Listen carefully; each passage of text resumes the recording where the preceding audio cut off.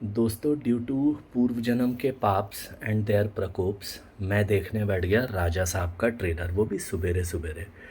इसीलिए बड़े बुज़ुर्गों ने कहा है कि सुबेरे सुबेरे ना अच्छी चीज़ें देखनी चाहिए, फालतू के आड़े टेढ़े खेलों में नहीं घुसना चाहिए। पर देखो, गलती बच्चों से ही होती है, तो बच्चा समझ के माफ़ कर देना। पूर्व जन्म के पाप थे, थोड़े चुका रहा हूँ ऐसे ट्रेलर देख देख के।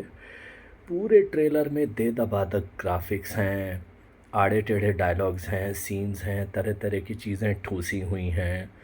कुल मिला के यही दिख रहा है कि डायरेक्टर पूरी कोशिश कर रहा है कि मैंने बनाई है फ़िल्म डब्बा, लेकिन ये फ़िल्म है डब्बा ए आज़म, मतलब ये कोई बहुत ही महान चीज़ है।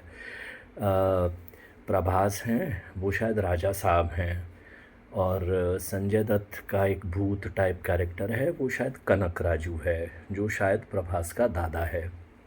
फिर प्रभास की एक दादी भी है। और ये जो साउथ इंडियन फ़िल्मों में एक स्टेपल सीन होता है ना, कि वो वैसे कोई ऑटो ड्राइवर है या किसी कोई वेटर है या कहीं पान की दुकान चलाता है, लेकिन फिर अचानक इंटरवल के आसपास कोई बुढ़ा या कोई बुढ़ी या कोई लड़की आके चिल्लाएगी, जानते हो ये कौन है?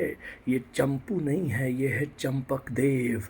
चंपानगर के सभी घोपू इसी का पान खाते हैं। ऐसे जो जो डायलॉग आते हैं ना, तो ऐसे ये है गंगा देवी, और फिर दरबार में दो हाथी चल रहे हैं, वो कहीं की महारानी है, ऐसा भी एक स्टैंडर्ड ठोका हुआ सीन है।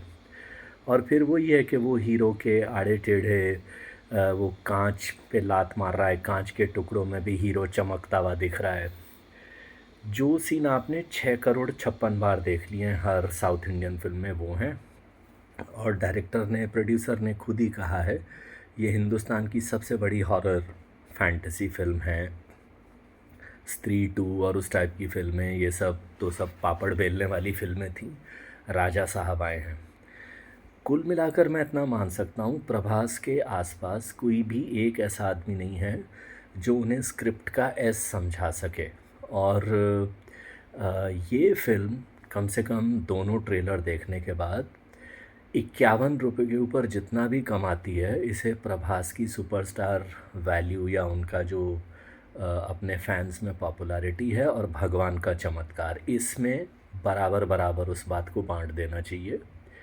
ऐसी फिल्में जब 1 करोड़ रुपए के ऊपर कमाने लगें, ट्रेलर देख के मैं कह रहा हूँ, तो जो नास्तिक लोग होते हैं ना, उनको जाके बोलना चाहिए कि देखो, भगवान है, ये फ़िल्म जो 1 करोड़ भी कमा गई, यही भगवान का चमत्कार है। तो यही बात है। और कुल मिला के यही ट्रेलर है कि कहीं कोई हवेली है, वो माया महल है, उसमें ये संजय दत्त के भूत का कुछ प्रकोप चलता है, वही दिखा रहे हैं। और इसके अलावा इस ट्रेलर में कुछ है नहीं, ये बहुत ही डब्बा छाप फिल्म लग रही है मुझे।